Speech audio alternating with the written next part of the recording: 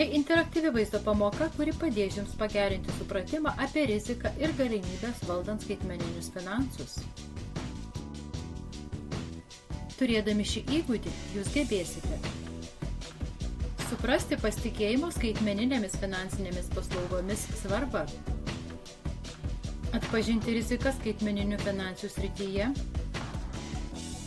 suprasti skaitmeninių finansinių paslaugų naudą ir privalumus, atpažinti elgesio dizaino įtaką finansinių sprendimų priėmimui, suprasti, kodėl reikia valdyti riziką susijusią su skaitmeninėmis finansinėmis paslaugomis. Pradėkime nuo svarbių skaitmeninių finansinių sąvokų supratimo. Rizikos suvokimas finansinėme kontekste reiškia gebėjimą atpažinti, suprasti ir valdyti įvairių tipų riziką, galinčią turėti įtakos asmeniniai finansiniai geroviai. Šis gebėjimas yra labai svarbus, norint priimti pagrįstus finansinius sprendimus, užtikrinti ilgalaikį saugumą ir veiksmingai valdyti neapibrėžtumą. Ugdydami šį įgūdį, asmenys gali nustatyti galimus sunkumus, prisitaikyti prie asmeninių ir finansinių aplinkybių pokyčių ir imtis aktyvių priemonių savo finansiniam stabilumui apsaugoti. Rizika yra nepageidaujamo rezultato ar nuostolių galimybė dėl neapibrėžtumo. Finansinėme kontekste tai gali būti nenumatytos išlaidos, darbo nestabilumas, rinkos nepastovumas arba reikšmingi gyvenimo pokyčiai, pavyzdžiui, liga ar išėjimas į pensiją. Pripažinimas, kad rizika yra neatsiejama gyvenimo ir finansinių sprendimų priėmimo dalis, yra pirmas žingsnis siekiant ją veiksmingai valdyti. Aiškus supratimas, kaip rizika pasireiškia skirtinguose scenarijuose, suteikia pagrindą įvertinti galimą poveikį ir atitinkamai planuoti. Skaitmeninis pasitikėjimas – tai asmenų lūkestis, kad skaitmeninės technologijos ir paslaugos bei jas teikiančios organizacijos apsaugos visų suinteresuotųjų šalių interesus ir laikysis visuomenės vertybių. Rizika pagrįstas atlygis – tai didesnis pelnas, kurį galite gauti prisimdami didesnę finansinę riziką. Jis gaunamas iš tokios veiklos kaip investavimas į akcijas, kriptovaliutas ar besivystančias rinkas, kurios gali smarkiai augti, bet yra nenuspėjamos. Šios galimybės suteikia šansą gauti didelį pelną, tačiau yra susijusios su rizika, pavyzdžiui, rinkos svyravimais, galimais nuostoliais ar vėlavimu gauti pinigus. Panagrinėkime, kokie yra skaitmeninių finansinių paslaugų privalumai. Galite daugiau laiko skirti mėgstamai veiklai. Skaitmeninės priemonės sukurtos siekiant padėti asmenims dirbti efektyviau, pašalinant rankinį laiko reikalaujantį darbą. Jūs esate saugesni. Dauguma skaitmeninių finansinių priemonių buvo sukurtos laikantis saugumo reikalavimų. Skaitmeninės finansinės paslaugos yra pasiekiamos visą parą, bet kuriuo metu. Skaitmeninėmis finansinėmis priemonėmis galite lengvai naudotis nesvarbu, kur begyventumėte. Galite lengvai tvarkyti ir peržiūrėti savo išlaidas. Jeigu domitės investavimu, tai galite lengvai padaryti naudodami skaitmeninės priemonės. Skaitmeninės finansinės priemonės yra ekologiškos. Pažiūrėkime, kaip mūsų protas įtakoja finansinius sprendimus. Priimant sprendimus pasireiškia kognityviniai šališkumai. Kognityviniai šališkumai dažnai įtakoja neracionalius finansinius sprendimus. Vienas dažnas šališkumas yra nuostolių vengimas, kai žmonės labiau bijo patirti nuostolius, negu vertina galimą pelną. Todėl rinkos nuosmukio metu jie delsia investuoti ar atsiimti lėšas. Taip pat gali pasireikšti pernelyg didelis pasitikėjimas savimi, kai vartotojai pervertina savo išmanymą finansų srityje, o tai įtakoja rizikingą elgesį, pavyzdžiui, pernelyg aktyvios prekybos ar nepagrįstų sprendimų priėmimo. Inkaravimo efektas, kai žmonės stipriai pasikliauna pirminę gautą informaciją, pavyzdžiui, didelę nuolaidą ar palankę palūkanų normą ir nepastebi ar nebeieško geresnių variantų. Galiausiai, bandos mentalitetas skatina žmonės mėgdžioti kitų elgesį, pavyzdžiui, investuoti į kriptovaliutas iki galo nesuprantant rizikos, vien todėl, kad tai atrodo populiaru ir sėkminga.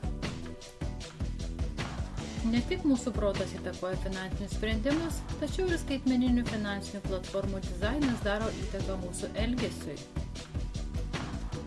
Paprastos funkcijos, pavyzdžiui, investavimas vienu paspaudimu ar automatinis taupimas, leidžia vartotojams lengviau imtis veiksmų be didelių pastangų.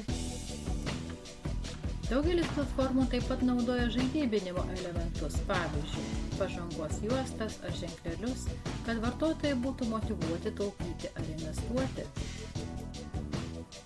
Tačiau per didelis pasirinkimas, pavyzdžiui, keli investavimo planai, gali lemti pasirinkimo perteklių, dėl kurio vartotojai pasijunta įstrigę tarp pernelyg daug alternatyvų arba priima netinkamus sprendimus. Kitas veiksnys – greitas pasitenkinimas. Tokios priemonės kaip pirk dabar, mokėk vėliau, skatina greitus pirkimus ar investicijas, siūlant išankstinius atlygius ir atidedant mokėjimą.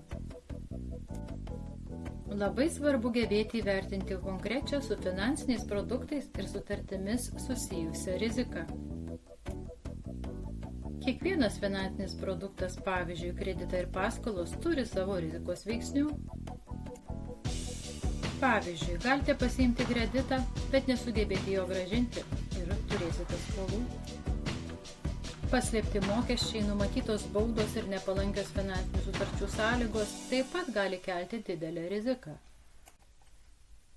Žinodami apie šias galimas kliūtis, asmenys gali priimti pagrįstus sprendimus, atidžiai rinkti savo poreikius atitinkančius finansinius produktus ir išvengti nereikalingų finansinių sunkumų.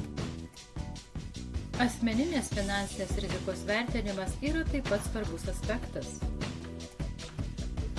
Asmeninė finansinė rizika lemia asmens gyvenimo būdas, pasirinkimai ir išorinės aplinkybės.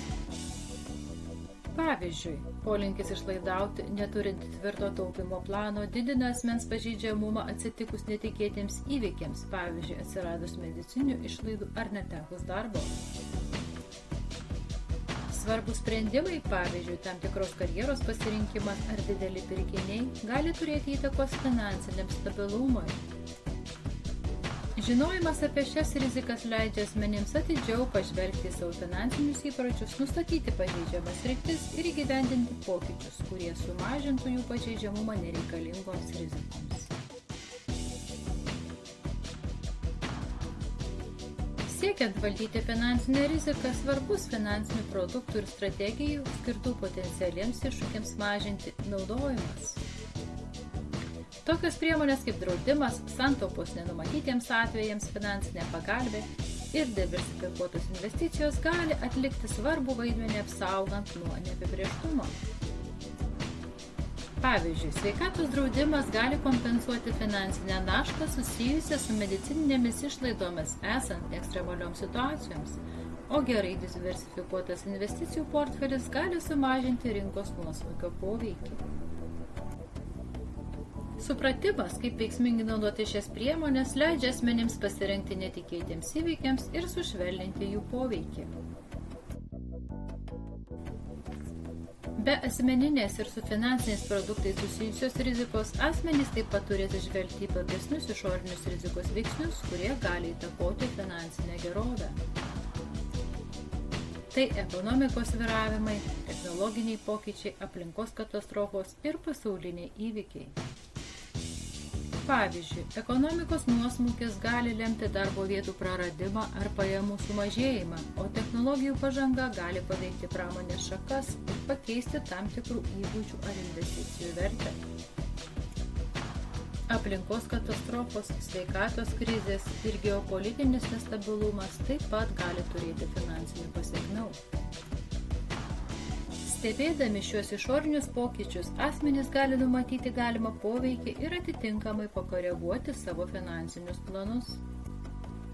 Supratimas apie riziką finansų srityje suteikia asmenims žinių ir priemonių reikalingų neapibrėžtumui veikti ir išsaugoti finansinę gerovę. Asmenys gali ugdyti atsparumą ir priimti pagrįstus finansinius sprendimus, suprasdami rizikos pobūdį, išmanydami finansinius produktus. Taip pat įvertindami asmeninę finansinę situaciją, naudodami rizikos mažinimo priemonės ir atsižvelgdami į platesnius išorinius veiksnius. Ši kompetencija susijusi ne tik su galimų nuostolių išvengimu, bet ir su finansinio pasitikėjimo ir saugumo stiprinimu nuolat kintančiame pasaulyje. Šio supratimo ugdymas yra būtinas visiems, kurie siekia savo finansinių tikslų ir nori veiksmingai juos valdyti.